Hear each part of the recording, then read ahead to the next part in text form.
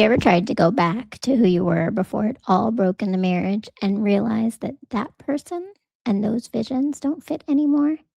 That home you cultivated with care, the family you built in the marriage, the dreams of the life together, none of them exist as they were when you walk away. But that's not you falling apart, that's you shedding.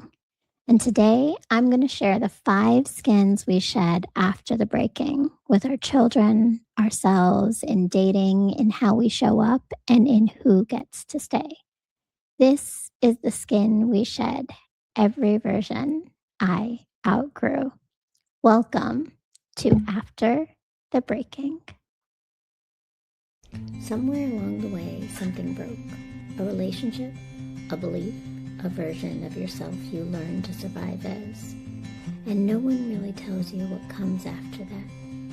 This is After the Breaking, stories of what we rebuild after life breaks us.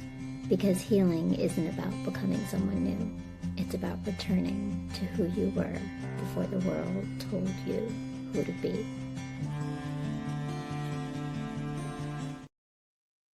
Welcome back to After the Breaking, the stories of what we rebuild after life breaks us.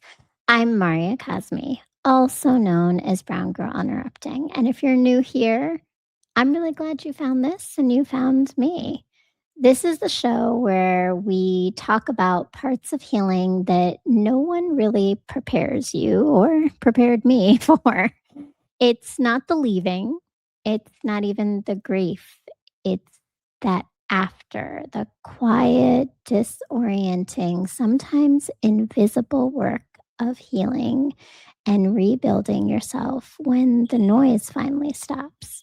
And so in every episode, I share my own story and the real lessons of healing after a marriage or relationship break. So you can remember who you are and reclaim who you're becoming. If you're new here, and this is the first time you are coming to me on After the Breaking, please make sure, if you haven't done it yet, that you have subscribed to this channel, Brown Girl Interrupting, because I am updating these episodes. I also have a new season of my talk show where I'm interviewing guests all about their stories and tools of healing on Pain to Power. And I always have shorts and other things to share my journey of healing. So make sure you subscribe, make sure you like, hit that little thumbs up. It doesn't take but a second. I see you there. You can do it. And leave a comment if something is resonating with you, a question that's sitting on your heart, or maybe just a thought that you have to share with me of your story, because so many of us are in this healing space. And like me, when I started going through this 8 years ago, maybe you need some guidance. So I started this work after leaving a 17-year emotionally abusive marriage. And when I left, my 4 children ranged from 18 years old to 18 months old. And truthfully, I thought I'd made it, right? I left. We often say that's the hardest step, and it is. But it's just the beginning. And it was a rude awakening for me because I really didn't understand how much of the beginning it was. So all the work that comes afterwards is the real and true healing. And that's what I do here on After the Breaking and on this channel, Brown Girl Interrupting, and in my work. So also, I'm going to implore you to go to my website, www.browngirlinterrupting.com, where you can see all the work that I can do to support you. So today, what are we talking about? We are talking about how, after the breaking, we sometimes try to squeeze back into a self that's already gone and truthfully isn't meant to stay. So this episode is about what grows underneath and how we reclaim it.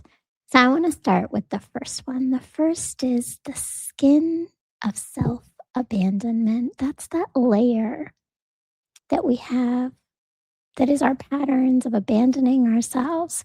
But what's underneath it is self-loyalty. So that's this first skin. It's really the quietest one. And for me, it was the version of the person who betrayed herself in small ways all day long just to stay easy to love. So, one of the things I betrayed myself with was what I thought was a healthy coping mechanism, which is turning pain into productivity. Because if you keep working, you don't feel anything. But the truth is, that's self abandonment. I left myself and didn't sit with her and allow her to feel the things, to experience the things, to just be. So I started to realize my pattern was really that I was abandoning myself because I started to believe and show that my value and my worth was in my ability to produce, to create, to give to others and make them happy. And in it, I abandoned myself. How did I shed the skin? And how can you shed the skin? Self loyalty, which for me meant after season 5 of Pain to Power ended in May, I stopped. I stopped producing. I stopped creating. I stopped writing. I stopped being there on social media to some extent for everyone else and started showing up present for myself and creating moments of joy and simply just being. Y'all, I just recently discovered Love Island and started catching up on that one. Little things. I mean, ridiculous joy of train wrecks or simple things like skipping rocks with my daughter, taking a trip with my family. I just stopped. I stopped thinking that everything that I needed to do came from being and doing for others. And was, I just was. And it was a beautiful thing. Self abandonment happens when we choose what matters to everyone else or how everyone else is impacted over our own needs. And everything else that we're going to be talking about today honestly grows out of this one. You can't show up for the world and in the world while you're still betraying yourself in private. So, what's the next shedding of skin? Well, for me, it's with my children. Might be you too if you're divorced and trying to figure out that next layer of after the breaking. How do you parent, right? So the skin that I was wearing for so long was performing okayness. But what was underneath it is modeling repair. And that is where, truthfully, for a long time, I thought I was protecting my children by showing them everything was okay and I was never hurt and never sad and everything could just be fixed by mom because that's what we do. But the truth is, it's teaching our kids to hide, to avoid emotions, to leave discomfort instead of stretch ourselves to grow and work through the things that hurt. And model vulnerability, that it's okay to talk about it. It's okay to feel it. It's okay to say it. And I'm telling y'all, I'm raising 3 men. They were boys when I divorced, but now they're men and a girl. And every one of them needs to understand their emotions and how to address them, how to feel them, and what to do with them. So recently, I was on a trip with my mother and my sister and my daughter, and there were some challenging moments. Honestly, there were actually some really tough moments where we had, words exchanged, extreme feelings came up, and what I started to see was the pattern and the why of my pretending okayness and where it came from, because one night we had one of those moments, those big moments where lots of feelings and emotions were shared and there was hurt. And then the next morning, it was as though nothing happened. And we went right back to, what are we doing for today? And how are you doing? And what do you want to eat? And I grew up in that. I grew up in this response to pain as ignoring. We don't talk about it. We don't address it. We just shove it away, pretend like it never happened. Small pain, big pain, it doesn't matter what the enormity or the size of it is. It's what we do with it that matters. And so as I was sitting there with my daughter, and the beautiful thing is my daughter and I have this closeness that sometimes all we need is a look and gestures, and we understand each other. And she saw it. And I, in my modeling of vulnerability and modeling repair, looked at her and I said, "You notice what happened, right?" She's like, "Yeah." They acted like nothing was wrong.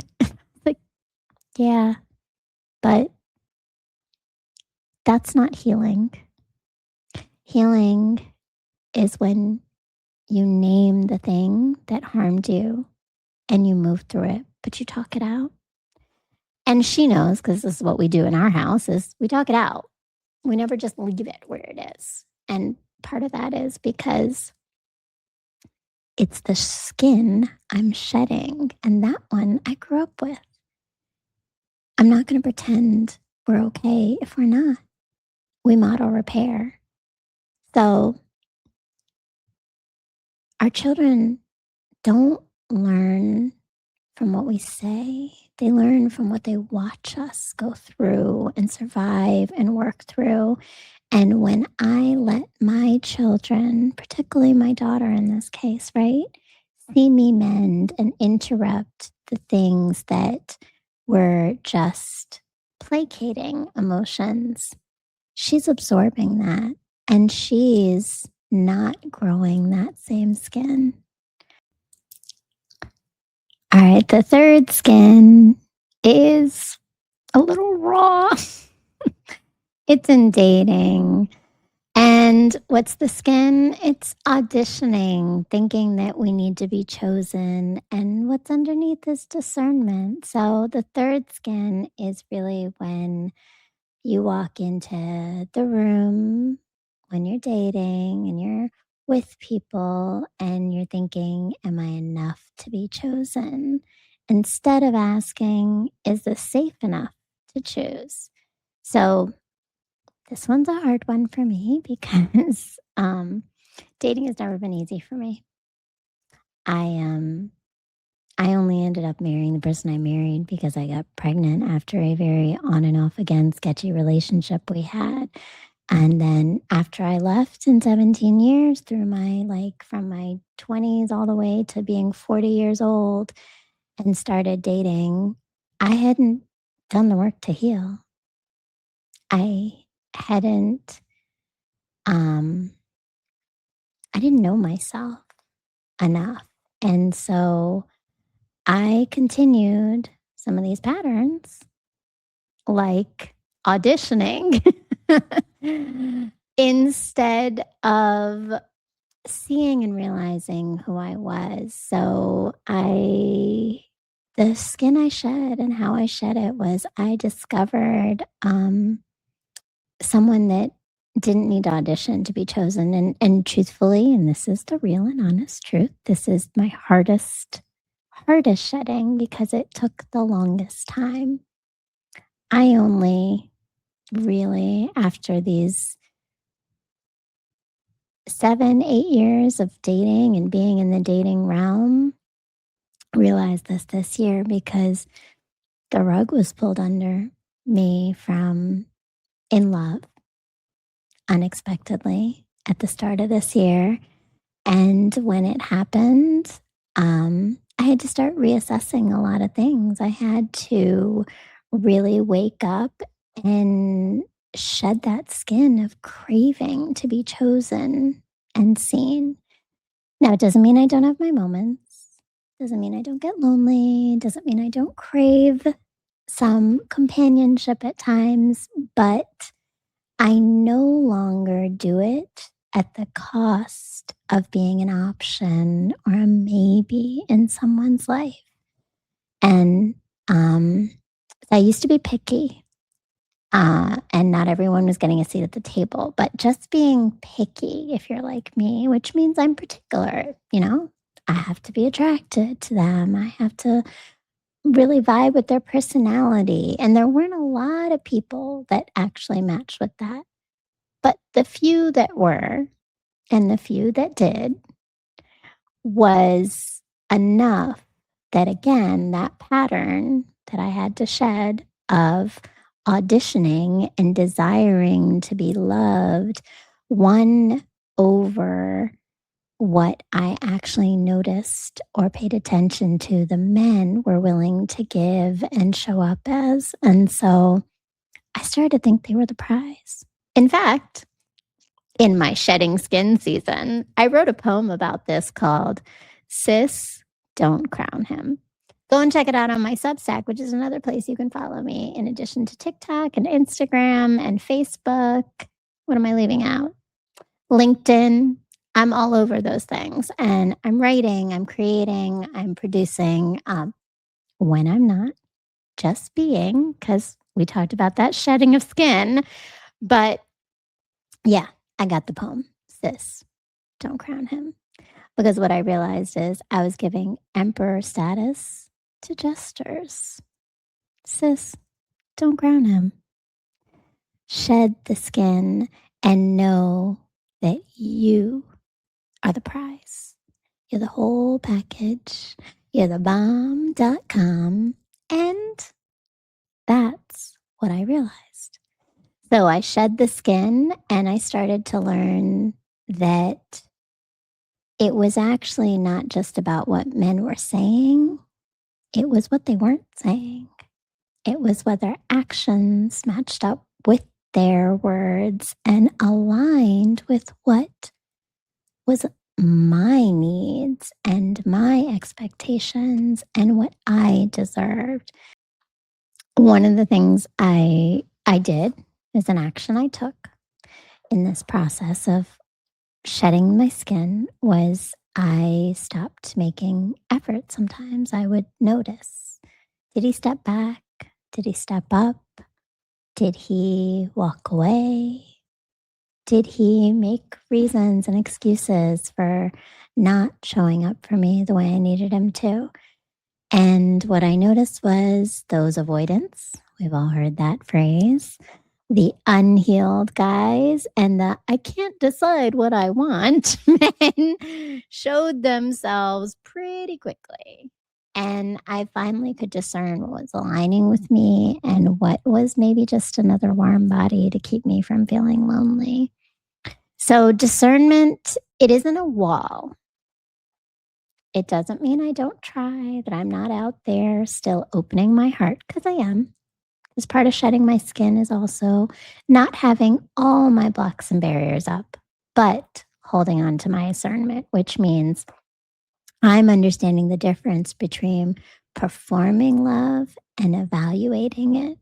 And then when you do that, you stop auditioning for a part and you start deciding whether you even want the role because you are the prize.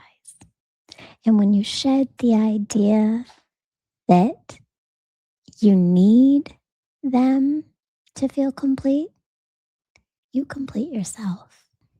So the fourth skin is shrinking. And what's underneath that skin when we start to shed it is quiet authority. Quiet authority. Let me say that again. So for me, this showed up as fawning or over explaining, sometimes just softening myself so that I would be smaller, so no one would have to make room for me, but I would fit into their story, their needs, their desires, their expectations. And it was showing up everywhere with men, with my children, sometimes even at work, in family relationships, until I just stopped. And each of those different relationship dynamics and places was a new shed. So the shedding I really want to talk about is the one that had to come from the aftermath of parent alienation. That's another topic we could go deep into in After the Breaking, and we will. And I have. I've written about it. So go check out my Substack. And I talk about it on my TikTok often as well. But parent alienation took a hold. And honestly, what started to happen is I didn't know what to expect from my boys. So I put up a wall and I stopped feeling emotionally safe around them. And that really came to a head about a year ago on a trip to Puerto Rico with two of my boys. But what happened when I shed my skin in a moment that normally would have had me shrinking and adjusting and making everyone else comfortable is that I stood my ground. So another exchange of words and things happened, and I left a meal. I left a meal out at a restaurant, walked out, walked down 4 or 5 blocks, took an Uber, and went home. Didn't say anything, didn't explain anything. And when I got back to my hotel, and my children were there as well with me, my son asked me, because I had been quiet, to just say something. We haven't heard you. You haven't said anything, Ma. What's wrong? Can you just say something? And I asked a question that was my quiet way of making space, but also being clear on where I stand.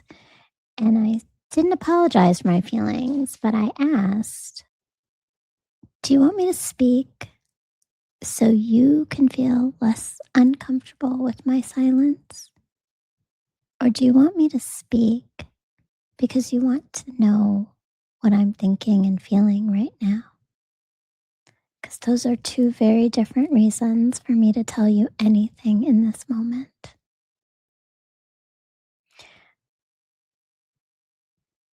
I hadn't, it's funny because I hadn't I hadn't thought that question through. I hadn't even thought about it. Just, I know in the moment I felt it. Like I just felt that me talking wasn't really about knowing what I was feeling. It was about assuaging their discomfort because they didn't know what to do with my silence. But instead, I didn't shrink. I didn't apologize. I stood my ground and I called out both mine and their patterns and reminded my kids to decenter themselves in that moment and think about the person they could have harmed. So, evolving in that moment, it wasn't about being loud, it just was about becoming true. I shed shrinking by allowing myself to be present without. This is where you let the room adjust to you and you stop shrinking to fit the room. All right, the final one, the fifth. The fifth skin that we shed is who gets to stay. It's that skin of wanting to hold on to everyone. And what's underneath is letting the shedding sort it out. So I used to believe that I had to keep everyone and that losing people in my life meant I'd failed. The shedding of our skin often leads us to the shedding of people. the the ones who only hold that old version of you, the person that they're anticipating will happily overgive, will accept the crumbs, will show up no matter how they're treated because they want to be the kind person. And holding on to everyone sometimes means you've let go of yourself. And that's what I had started to do. I let go of myself.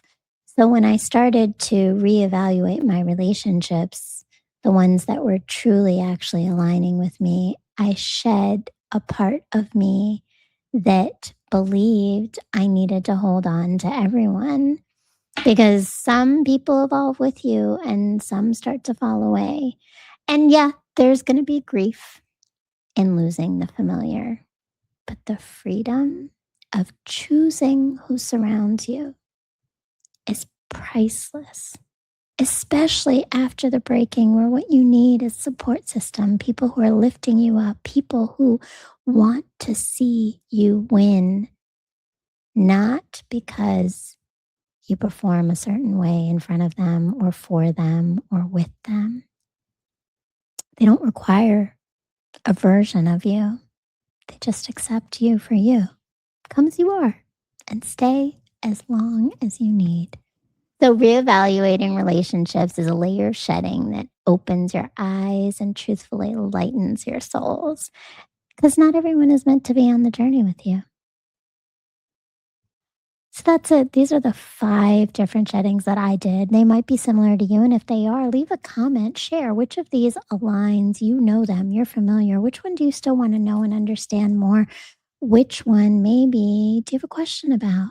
Share your thoughts, something that resonated with you in the comments. Make sure you like, you subscribe. After the breaking, you're building something totally new. And part of it is a new shedding of the things that have been holding you back from truly being the person that you were inside, but it had covered up with everybody's expectations and layers of patterns and messages that weren't yours to hold. You don't heal into who you were. You heal into who you were becoming the whole time you were surviving, because it's under there. You just got to shed the layers to get there. So if this landed with you, I have a couple questions I want you to think about for yourself in your shedding journey. So I want you to think about, which skin are you still trying to squeeze back into, even though it stopped fitting a while ago? Where in your life are you still auditioning when you're allowed to be the one choosing? And who in your life is being asked to meet the new you right now? And what are they showing you?